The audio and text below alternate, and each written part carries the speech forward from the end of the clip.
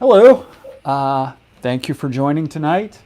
We have another medical cannabis story tonight to go through, and I'm really excited about this one because this is a fellow technical guy, and we all go through life sort of resonating with different people more, and I think most of you know by this point, I've actually never tried marijuana, never tried cannabis. That's not why I'm here.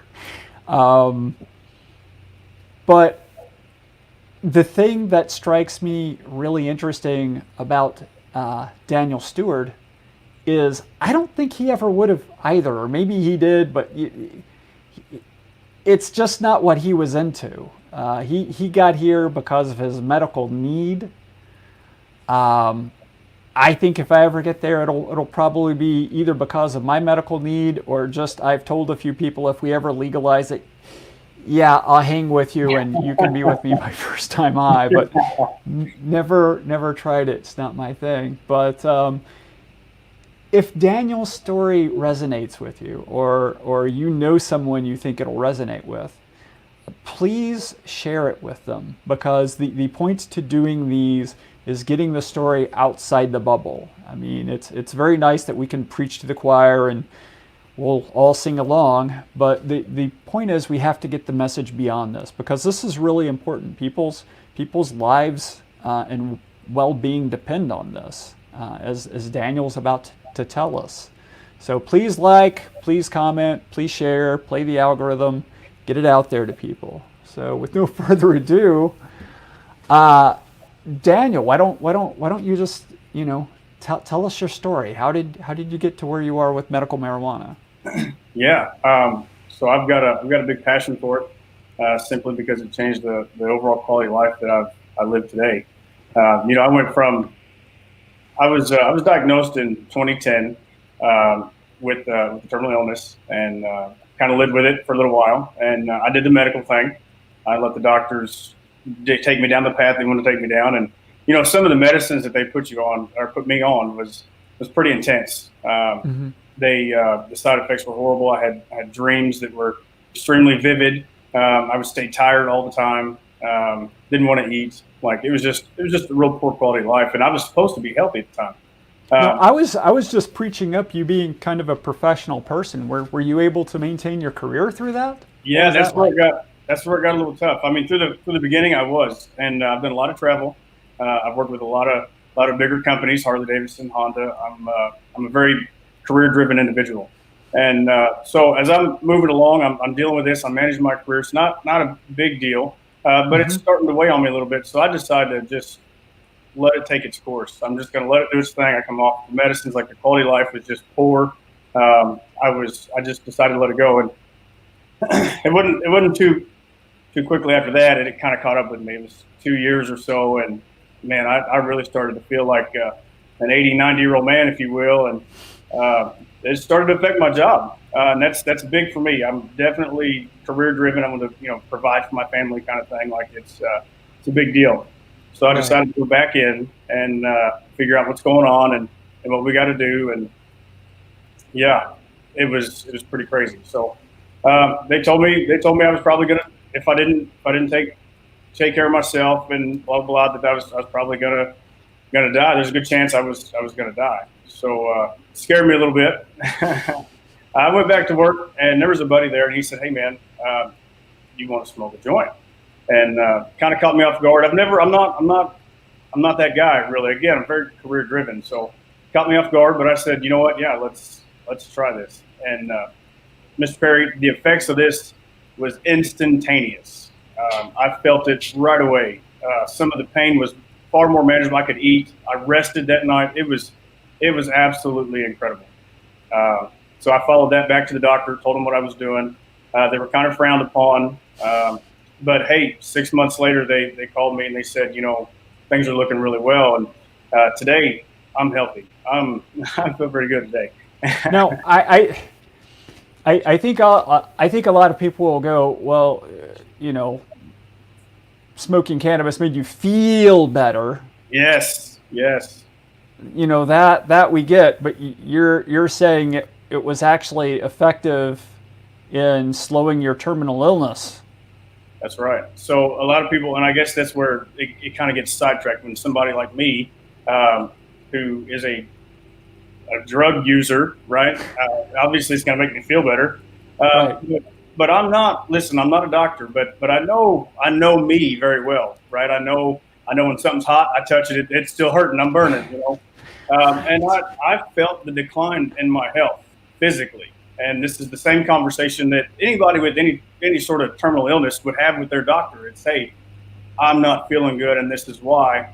And I could feel the effects physically. I could not just it made me feel better, but it made me feel better. I could tolerate what it was I was going through instantly, and then over time, absolutely, I feel great. I feel healthy. I'm ready to go. There's not much need to see many doctors today. Well, I mean, you're still suffering from this terminal illness, so you Sure. still check Sure. in every Yeah. 6 months. Yeah. Yeah. And I when we chatted the other day, we're just testing out the technology. We want to know that things are going to work before we try to come online. You're wearing a T-shirt. I think you'd come back from a gym or something like that. I mean, you look pretty healthy, dude. Well, thanks. I appreciate that. Yeah, I work out. So I went from literally feeling like this, not being able to work out, and physically, it's going to affect my job. I know I'm falling down, if you will. It was just not very good. To today, I don't wake up and spend 30 minutes trying to get loose and get going. I wake up, I do push-ups. Like I'm healthy. I'm at the gym because I feel good. Nice. It's absolutely incredible. And listen, it's not medical marijuana is going to save everything. So I'm not saying Right. that. I'm not saying, but what I'm saying is that medical marijuana, with the input from your doctor, based on these listed diseases, Ohio's got a list of diseases that are acceptable, cancers, blah blah blah. With the conversation that you can have with your doctor, and you can get on something like it is incredible. The quality of life, like that is, it's incredible. That has been one of my sort of pet peeves with the medical cannabis community, but it's not really just cannabis. It's any new drug. Is you get these trends, and everybody starts seeing it as a panacea. And I mean, to me, that's kind of natural because you basically illegalized anybody researching or testing it for like 80 or 90 years. Right. Right. So, of course, as that wall comes down, there's going to start being a little too much enthusiasm here and there. But at the same time, you talk about this list in Ohio and what's approved, and that again makes me nervous because how does something make the list if somebody isn't out there trying it? For sure, that is definitely, and I guess part of House Bill 136. And that's basically what I want to get out is about House Bill 136 and my support for that. Jason Nemus, who's worked on this bill, has done an incredible job of trying to capture everyone's concerns here in Kentucky about introducing this new substance into the system. So he's really taken all this into consideration and brought it down to very low form, edibles, that kind of thing. It's very scripted of what you can have. And I think it's a start. I think you have to start somewhere to get these guys to open up to it. And, I know the list it's still a deal. Like, how do you make the list? But it's got to start somewhere. And I think this is, I think they picked like 15 of the worst terminal illnesses that they have, and they kind of put them on this list, and it's a start. I agree with you 100%. This is, it's still restricting, and why can't this guy do the same thing? Definitely, for sure, but Right. We got to start somewhere. Right. So, I don't mean to blindside you, but can you give me maybe an example or two of the sort of things Jason thought to put on there? Like what concerns is he addressing? So one of the biggest concerns was, in the form of gummy, kids can get a hold of it, gummy bears, that kind of thing. So he addressed that. A lot of people didn't like the smoking of cannabis. Many people frowned upon that. So he eliminated that. And there's a couple other things that he did that we got to go to pharmacy training, that kind of deal, to be able to operate in a dispensary format. It should operate just like a pharmacy. So he put all of these in place to try and show Kentucky that, we're responsible. We're trying to do the thing. And I think we're on our way, right? Now, are edibles more predictable than just smoking? I don't think so. No. So.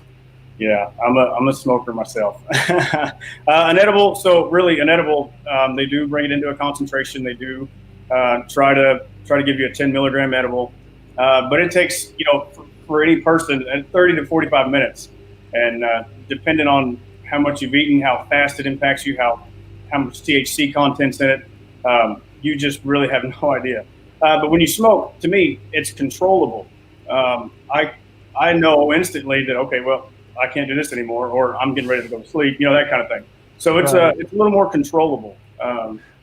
Yeah, one of the the first use of medical cannabis that I witnessed firsthand was a friend who was taking it illegally. His doctor actually recommended it. It was for neuropathy. This guy was basically trying to get enough feeling back in his hands so that he could do his job, because he was a software engineer. And typing's tricky when you can't feel the keyboard. No way. But yeah. But he had a little shed, and he was smoking it, but he couldn't smoke it full strength. So he got some organic tobacco, and he had some kitchen scales, and he would measure everything out and cut it. Yeah. And he was an iPhone user, and he would set timers on his iPhone, and he was subcontracting for me at the time. He was technically working for me. So would you view him as a criminal? Would you view him as? Well, legally speaking, he was a criminal, sure. But he was literally making himself better. He was literally making himself more able to do the job I needed him to do. Right. I trusted him beforehand, but once I saw him actually doing it, this was just taking medicine.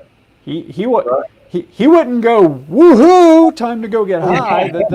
That's right. The timer would go off, and he would go do his thing, and it was about as joyous as taking a handful of pills. It was just part of his regimen. It's what he did. Yeah. Sorry, bit of a tangent from your story. So I was wondering about that earlier, though. I mean, when you smoke this, how much do you smoke? Do you get high, or are you just? How do you know how much to smoke? Yeah, it's just a preference. I get to a comfortable feeling where I don't, throughout the day you get normal aches and pains kind of deal, and when you take certain medicines, I don't have an appetite really, so I just kind of smoke a little bit, and then I eat, get comfortable a little bit. So I'm not. I would say like a joint a day kind of deal. Okay. So yeah, that's not really going to be able to have any negative impact on your work. You're going to eat better and sleep better. Yeah, I mean, listen, you gotta be responsible in what you're doing, and anything, alcohol, it doesn't matter. You got to have a level of responsibility, and I'm a career-driven guy. I'm not trying to put anything at risk. I'm trying to get better, and I'm telling you, it physically made me feel better. Not just high better, but physically it made me feel better. And I'm documented from the time I was given these illnesses. We're all kind of documented, and we go through the thing.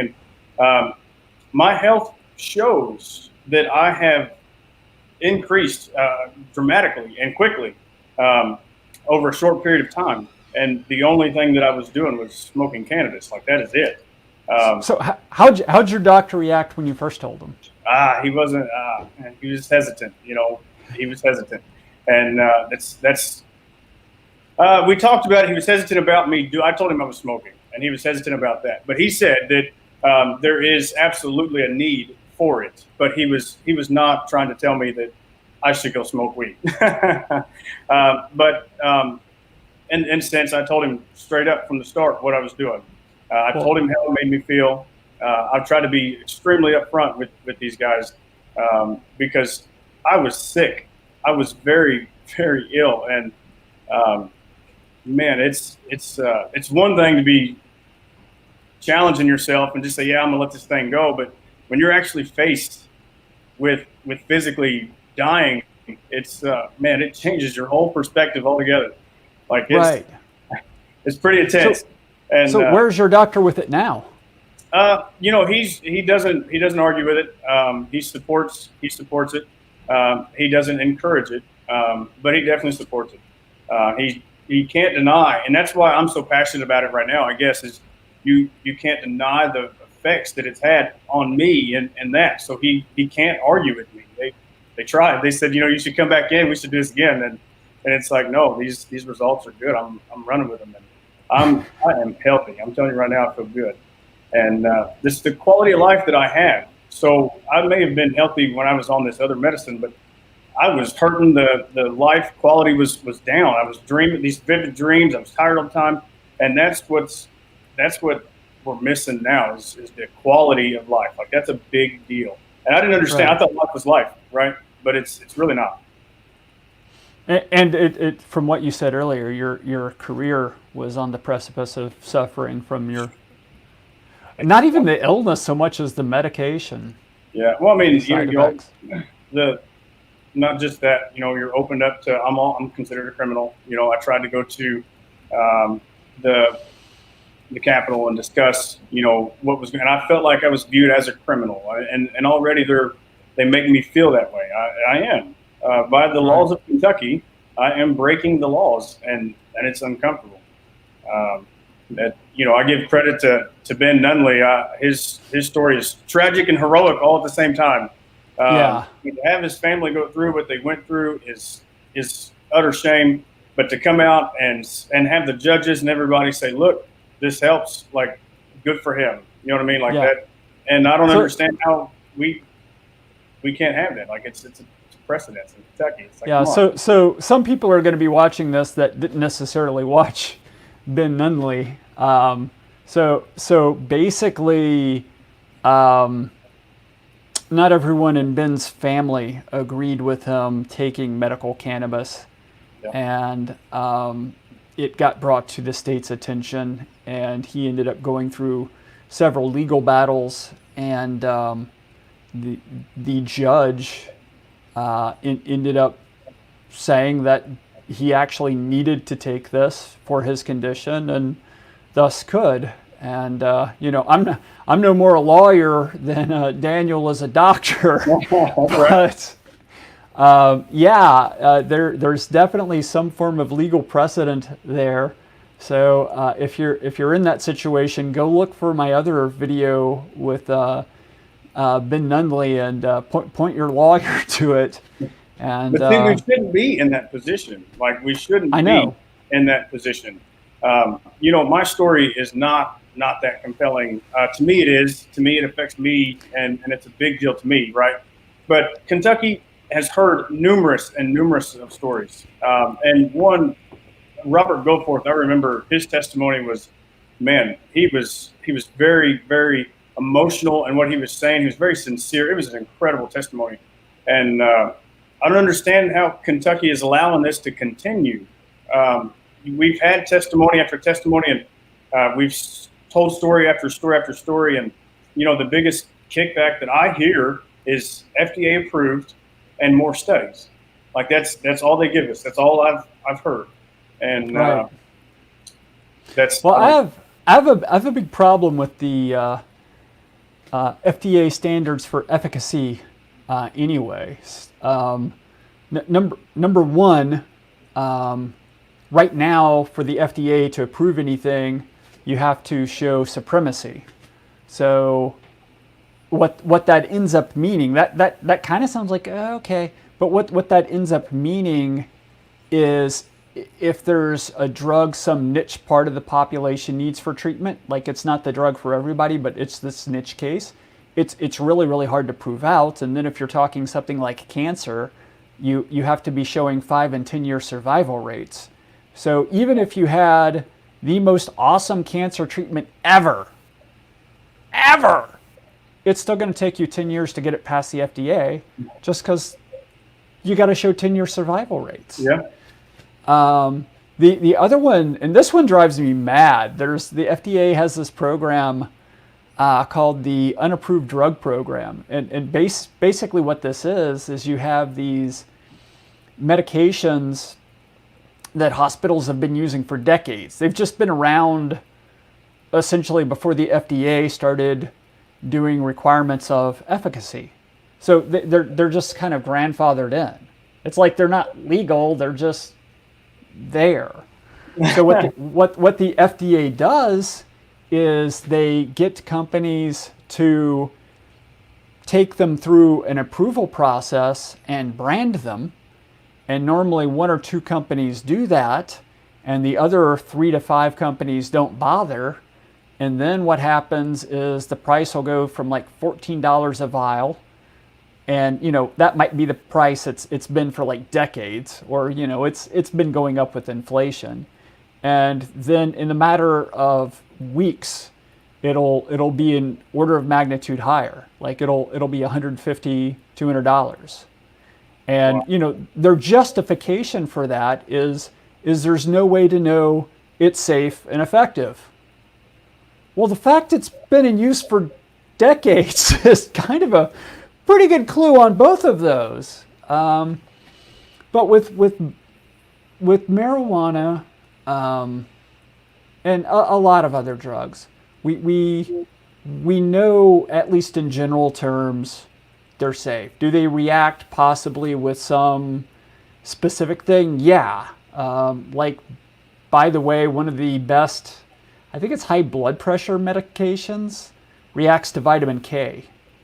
Wow. I could be wrong on that. I remember it's heart related, but there's a very prominent medication out there that reacts with vitamin K. So it's like the best thing you could take for this thing, unless you like kale. If you like kale, it's not going to work. You'll end up not being able to manage whatever it is. And I forget what that is, but it's very, very difficult to get another drug past the FDA, because the other drug isn't likely to be superior to the existing one in general terms.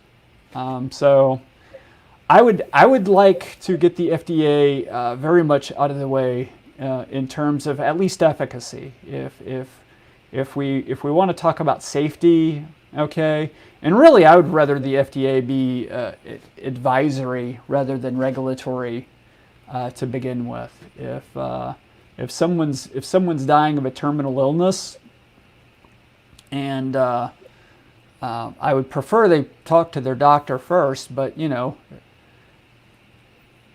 what exactly is your footing for telling a person with a terminal illness they don't have the right to try something? I mean, that just doesn't make sense to me. They definitely should go to the doctor, and that is the barrier. Like, we don't even have that ability. Right. Some doctors, when you go to them and you say, hey, listen, I would like to try this, they're so opposed to it. They've got you on so many opioids that you cannot. They drug test you when you come in. They make sure you're good to go. Like, you cannot. And then, some of them that do talk to their doctor, they'll tell them, there's nothing I can do for you. I mean, it would definitely help, but there's nothing I can do for you. And if he decides to try and take care of himself beyond that, he's instantly a criminal. No matter how he's got to do what he's got, if he goes to a legal state and does what he's got to do, or if he knows the guy down the road, either way, it's uncomfortable. The quality's not there, and it makes you feel absolutely like a criminal every time. And I'm not that, by the laws of Kentucky. I mean, I am, but I'm not a criminal. I'm not that guy. And well, it gets us back to that Bastiat quote I like, which is a It's something to the effect of the easiest ways to make the laws respected is to make respectable laws. And I mean, that's the thing, is when we make people like Daniel a criminal, we're deteriorating people's respect for the law. The law is doing harm instead of good. Why should we respect it? Yeah, no, I mean, that's the thing. I tell my daughter, we're watching right now. These are unprecedented times in this world, absolutely unprecedented times. And so we're watching it, and there's these defund the police things all over the place, defund. And, my daughter, she's watching all this stuff at 12. And I avoid the cops, but I don't think they should be defunded. Absolutely not. Right. I believe in law and order. I believe in the system that we have. It gives me a chance to use my voice and put people in platforms to do whatever should happen, right? So I believe in all this. And when I tell my daughter that, well, I can't go talk to that cop, you know what I mean? Like it's just a weird hypocritical dynamic that it's tough to balance. I try and tell her that you definitely follow that. I'm breaking the law, but I'm hoping to try and help make a change. Who knows? It's extremely uncomfortable.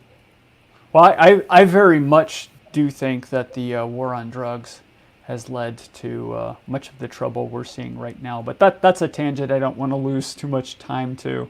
So what is it we need to do? Because you've already been to Frankfort, you've already talked to these people, and a lot of legislators are already doing what they can about it.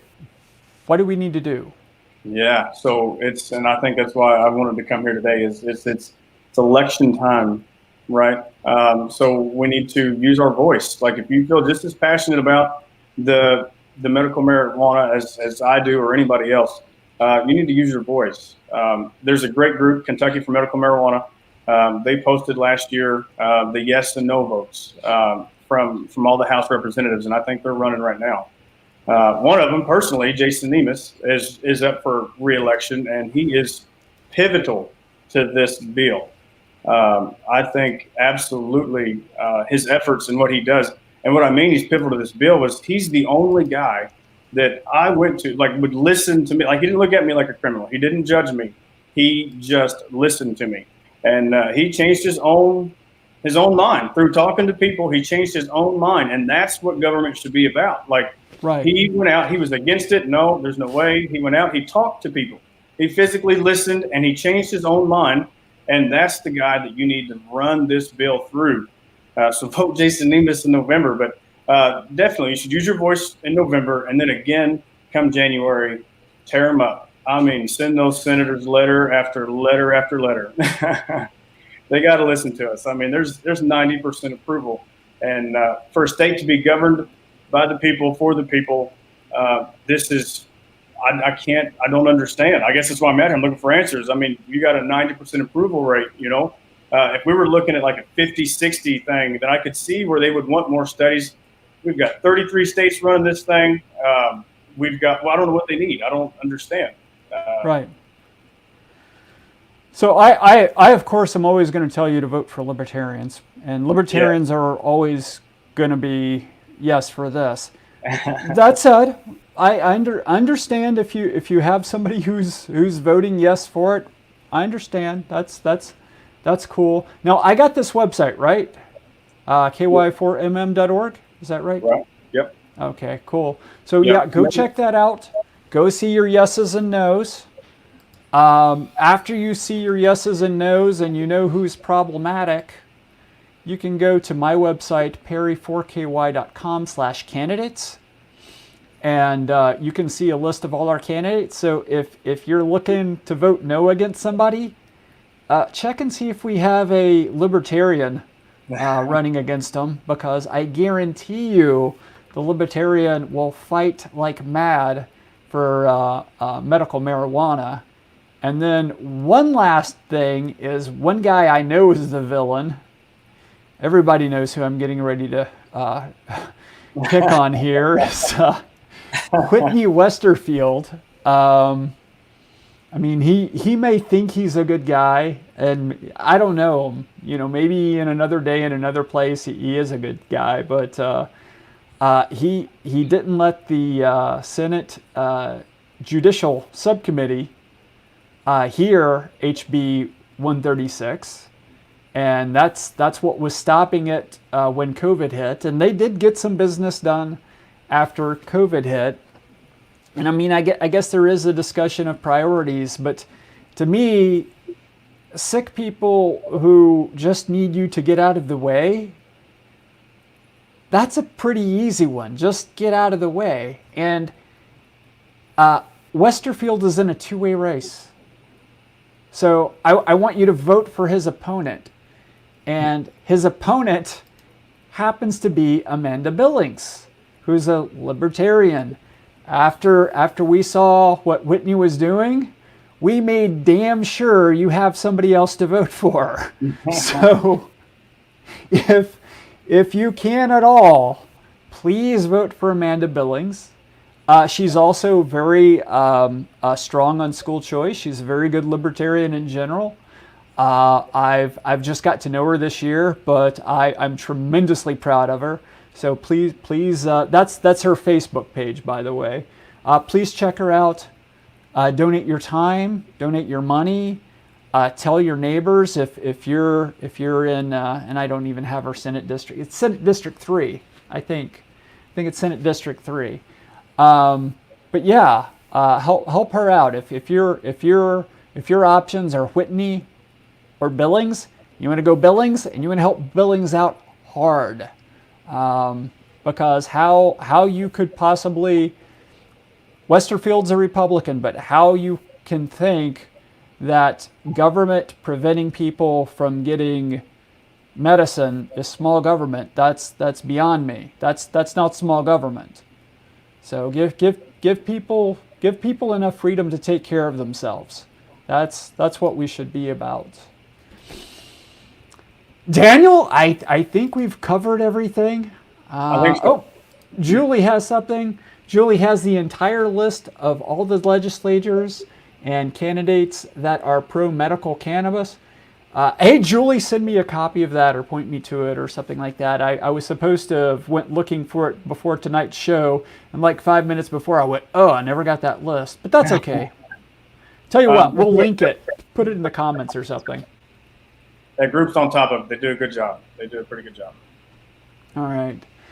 Daniel, you did a very good job too, sir. Well, Mr. Perry, I appreciate you having me on. I'm a little nervous, but you did great. The important part is we keep trying to connect to as many people as we can, and I guess it's a dream of mine. But maybe we can find the right angle here and make a difference. And speaking of which, there is also just me as a candidate. I'm running for federal office, U.S. House of Representatives for District 2 Kentucky against Guthrie. You don't need to know his name anyway. But anyway, I would absolutely be for descheduling cannabis. I am a little more aggressive than just medical. Also, I would absolutely be for reforming the legislation that allows for federal banks to not work with legal dispensaries. We need to reform our federal legislation so that dispensaries can get proper banking. That's important. We want this business completely out of the shadows. So much of the harm that comes from this is illicit markets. We don't want shadow banking. We don't want anything like that. We want it out in the light where everything's on the up and up. That's what we're for. So do consider voting for me. We have yard signs, stuff like that. Let me know if you need anything. Daniel, any last comments? No, sir. Listen, I appreciate you having me on. I had a good time. Thank you, sir. Thank you to everyone for listening in, and have a great evening.